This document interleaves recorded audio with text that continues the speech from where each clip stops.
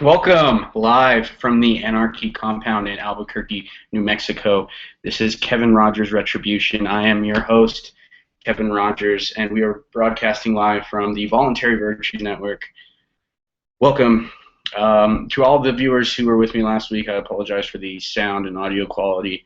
It sucked. I tried something that obviously didn't work. Welcome live from the Anarchy compound in Albuquerque, New Mexico. Right, this is Kevin Rogers Retribution. For those of you who weren't able to join us, let me go ahead and get a quick recap of what we went over. I introduced myself. I kissed Michael Shanklin's ass for a while for giving myself a show on this network and for creating this network in the first place. And I delved into some topics, including how the FDA gets out of most to all blame of psychotic shootings and how left-wing feminists on Twitter get to narrate the debate. I also talked about the Free State Project and why I believe the organization is doomed to fail. And I also gave my opinion on where I wouldn't want to go that allows guns. I don't want to go to a bar. That's the answer to that one. I don't want to go to a bar that allows guns. Really unsafe. People are idiots. I respect the right of business owners to have the judgment to let their patrons bring whatever they want into their private business. I'm not going in there with it. I'm saying if a certain business allowed firearms, I would not patron that business. Today's show will discuss obesity is statism, and as we all know, statism is slavery. And I want to prefix things. When I say obesity, obviously I know that unhealthy patterns in the American society can be seen through all body types. It's not just fat people who are unhealthy. So when I say obesity, I'm kind of throwing that out there as a spectrum of unhealthy behavior. But obesity is obviously the most prevalent problem in our society right now. I would say anorexia is probably number two. It has the most deaths of any psychological issue in America, and it's a big problem. But I would say the number one problem in our country right now is obesity, and it all benefits the state. You being unhealthy, it gives the state a hard on. It allows the state to dictate to. It allows the state to make money. Basically, your obesity and your unhealthy diets. I'm not saying you directly. I'm saying our society's unhealthy diets affect the government, and of course, the government is causing most of them. The first topic of discussion is factory farms, and I brought this. I wanted to talk about this first because this is something that is really scary to me, and I put that in like the top 5 of my libertarian issues. You know, the Fed. War on drugs, illegal wars in the Middle East. I would put factory farms like 4th on that list because factory farms just fuck us all. First thing, we subsidize these farms, so we pay. No, I'm sorry, we don't pay. We get money stolen from us to pay to these factory farms to allow them to operate at a cheaper level, for allow them to make more money. The government's stealing from us to give money to these bullshit factory farms. And as you know, if you don't know what a factory farm is a huge farm where they try to just produce as much food as possible. Now, that sounds good, but the way that the production is handled, it's not done right. They cram, these animals into cages. They grow. I'm sorry, guys. I just realized that I didn't change that. I'm not Randall Parker. I'm Kevin Rogers. Saved. Okay, I don't know how to turn that off. I apologize. We're just going to turn that off altogether. Okay. Anyway, the conditions of these factory farms are horrible. These are living, animals and beings that are being subjugated to these conditions, and obviously they use these animals to sell the meat that these the hormones and the the diet and the non-exercise and the just crappy conditions that these animals are forced to live in, they produce unhealthy, not quality meat. It's quantity over quality. And we're paying for this. We're giving money to the government who gives these subsidies to these big farms. Not only does that give more incentive to farmers to be a factory farm, to have more product over quality product, it screws out the little guys. It screws out the little organic farmers who want to grow quality food for customers. And you know, a lot of times you hear about government giving subsidies to organic farms. They don't do that. They give subsidies to big organic farms who aren't really even organic. Who don't really, I hate saying that word, organic. They're not healthy. They don't produce healthy food. They produce food that are full of antibiotics. They produce food that are full of GMOs. They produce food that are full of chemicals and things that are foreign to the human body and that the body hasn't had time to learn how to digest and process. In fact, as we all know, subsidies have been going on for a long time. As early as 1929, the government used to buy excess products of cotton, of corn, you know, of things that are produced in America. So, you know, farmers went out and they produced too much product. I'm a cotton manufacturer and a cotton farmer, and I produce too much cotton. Well, I don't have to worry about having to figure out some way to break even on that extra product that I couldn't sell. I can go to the government, and the government will buy it from me. Take it off my hands, probably higher than what I would get on the free market. Sorry, not probably. Definitely higher. You could definitely get more money from the government than you do from the free market. So if I'm a producer of cotton, I don't have to worry about it anymore. I'm going to produce as much cotton as possible, because if I don't sell my whole product, then worst comes to worst, I can sell it to the government for more money. It's great. I don't have to be a business owner. I don't have to try and look down the road and say, you know, maybe I shouldn't produce that much cotton this month because the consumers are buying it. I don't have to use the regular procedures of the free market. Economics do not apply to me when the government does things like that. It's terrible. And the fact that the government decides to do this for American-made companies, it sounds great, right? We're protecting American jobs, protecting American industry. How could I be against that? Because that's not a free market. A free market has to be equal and fair for everybody, domestic or foreign. Okay, so what do we grow in this country? We grow corn and cotton and things like that. According to Barry Popkin, professor of nutrition at UNC, University of North Carolina at Chapel Hill, we put maybe 1/10 of 1% of our dollar that we put into subsidizing and promoting foods through the Department in Agriculture into fruits and vegetables. We don't produce fruits and vegetables very much here.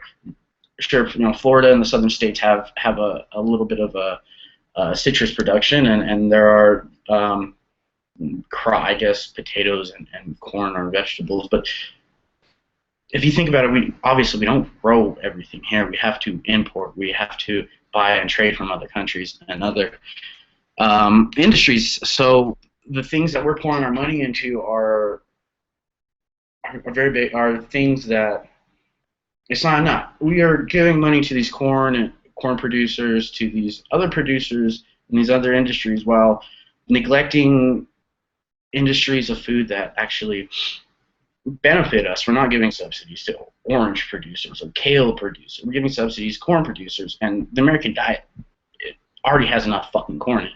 There's corn in everything. We don't need to give any more subsidies. We don't need more corn in our diet. If anything, we need less. But that's not going to happen, because we're going to give subsidies to farmers who produce corn, so that gives more incentive to farmers to produce corn, to produce as much corn as possible. Essentially, fucking over any sense of a free agricultural market that we try to make an allusion to. There's no free agricultural market. There is a monopolized, subsidized market here, where the government picks the winners and the losers. And on to my next point, which is what happens when you need raw materials like sugar and you can't get it because of tariffs.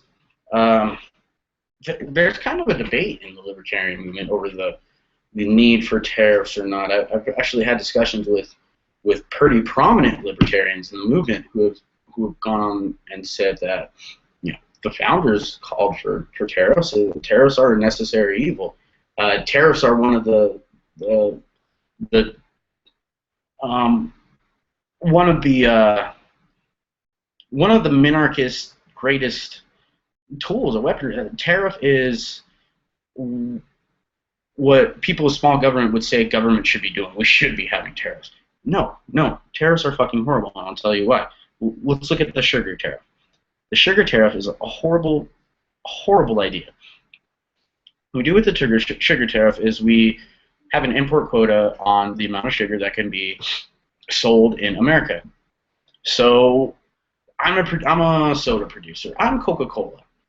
And I hear that, and I say, oh, okay, well, I can only get so much sugar. I can only buy so much sugar for my product, but I have this company that's growing, and I need more sugar.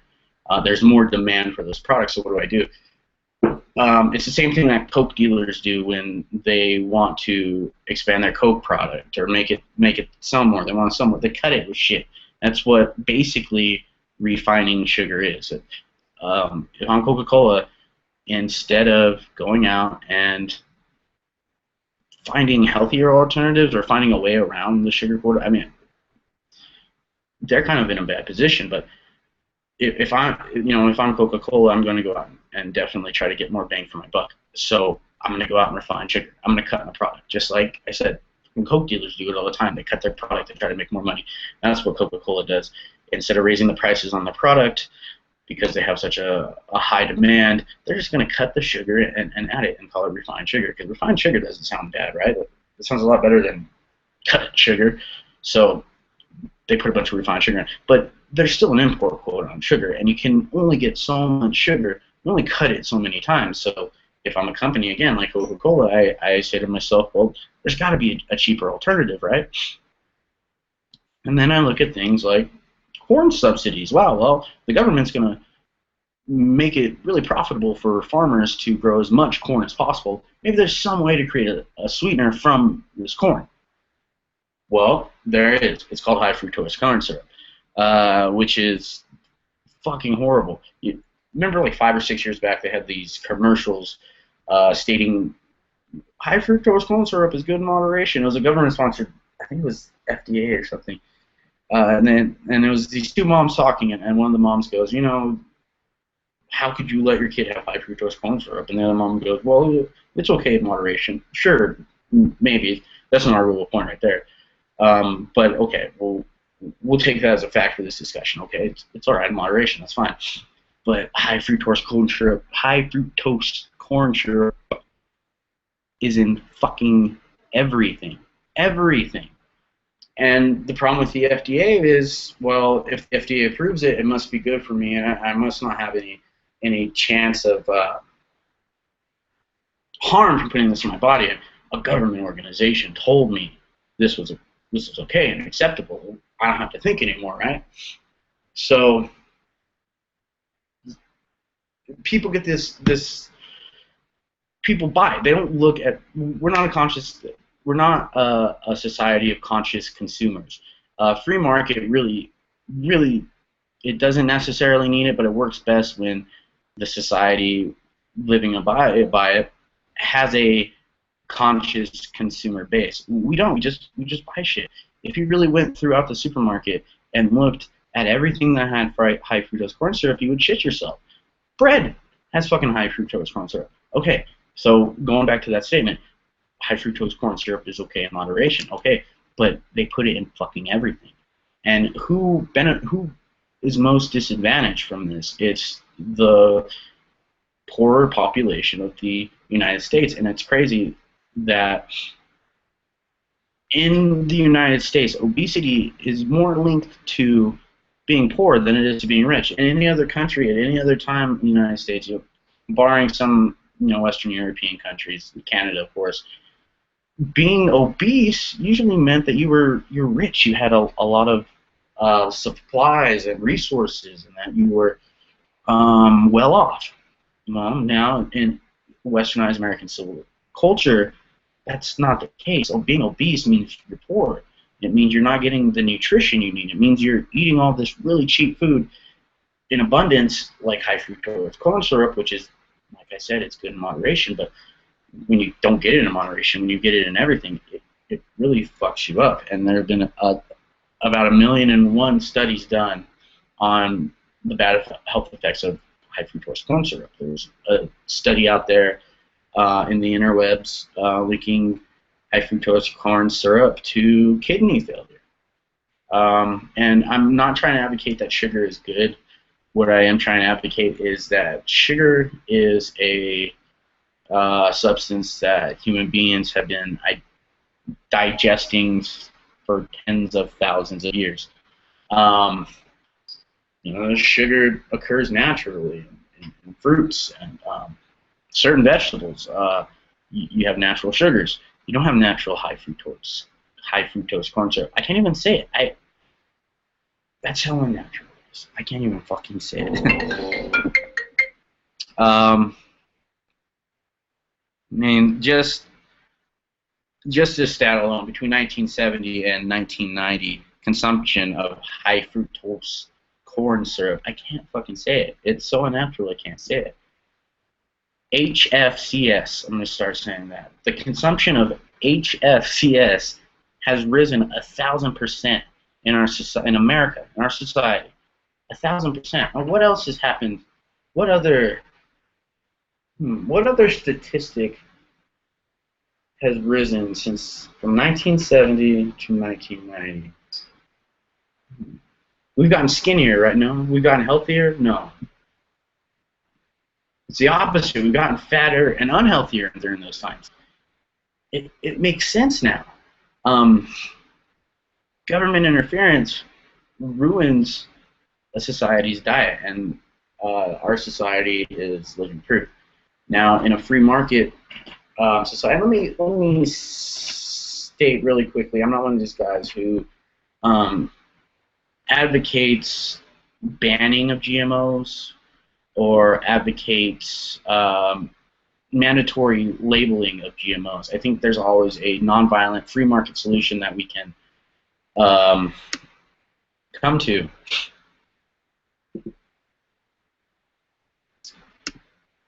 Always a free market decision we can come to.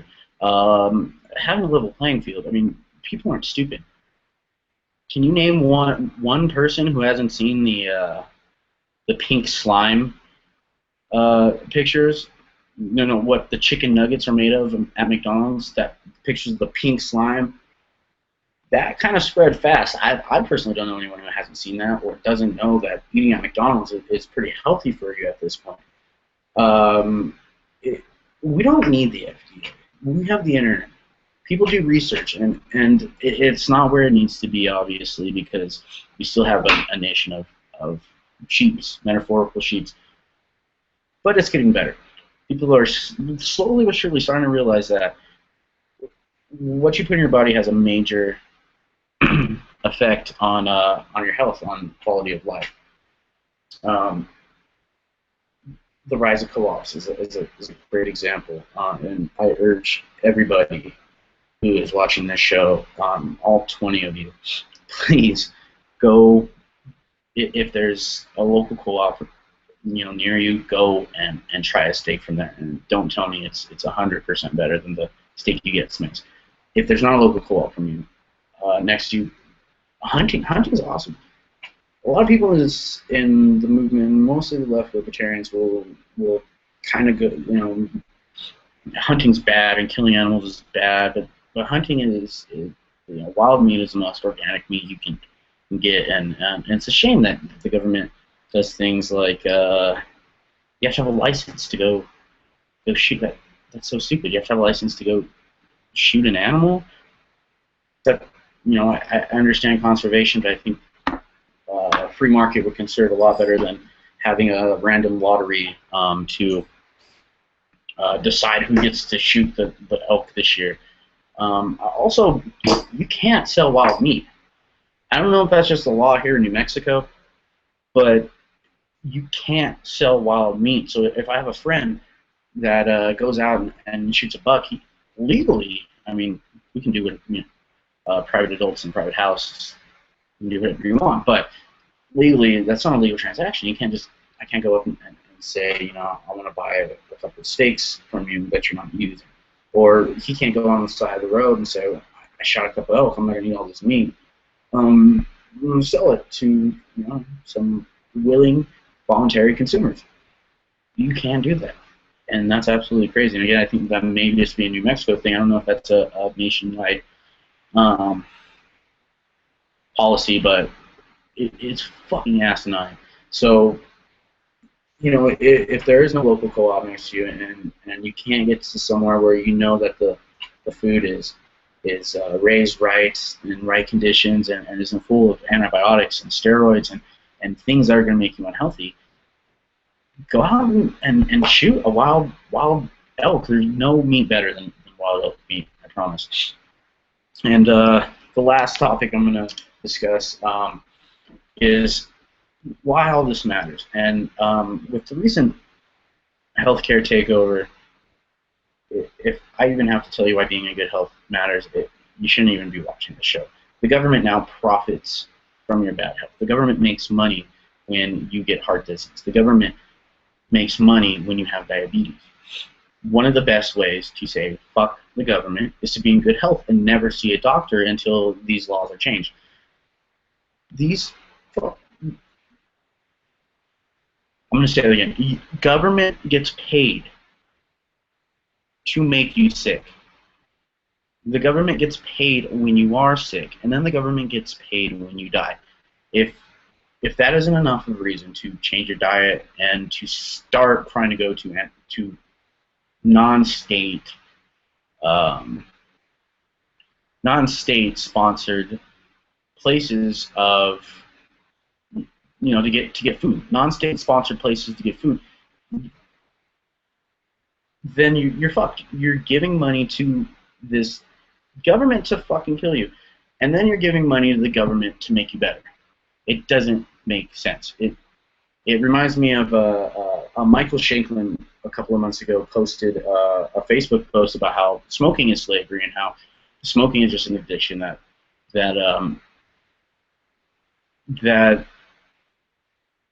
gives the government money to pay you, and then gives the government money, obviously, to make you better. And that's what kind of inspired this little 30-minute rant about not being out of shape, not being overweight, not being underweight, but living a nice, balanced, healthy life. I believe that if more of us did it, it would really lessen the power of the government. That's it. The government would have less power if we all ate better.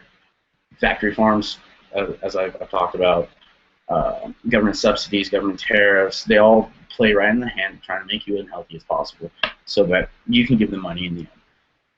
If we are going to co-ops, we are going, and I don't even want to say that, I'm just saying being a little bit more educated and informed as consumers, then there's a big possibility that the government's stranglehold on nutrition ends, and it becomes more of a free market thing. There's also the possibility that the government adds more regulations to things like organic farms and co-ops, and makes it really hard. But that's when the revolution comes.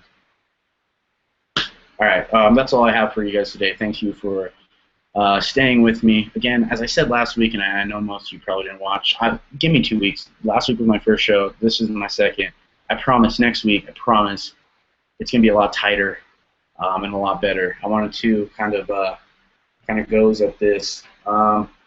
Hate mail, questions, comments, disagreements, please send them to me. If you're on Twitter, I am at Floshiz, at FLOSHIZ. I am on Facebook, Individual Freedom for All. Go like us. I am also on email, floshiz84@gmail.com, FLOSHIZ84@gmail.com.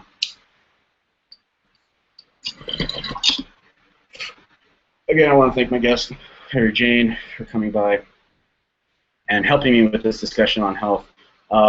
If you have any comments or anything that furthers my argument or kind of throws my argument to the ground, please leave them on the comments section. Email them to me, Twitter, meet them, get at me on Facebook. And I guess that's it. I'm gonna leave a little bit early for you today. We do have another show coming up at 6:30 Eastern. The Babe Show, which was great last week. You guys are both babes. Good luck with that. And like always, friends, don't let friends spread statism. Please talk to your family members, your friends, your colleagues, co-workers, acquaintances, anybody about the non-aggression principle. The more people know, the more we can help and change the situation. Until next week, I am Kevin Rogers, and I am out.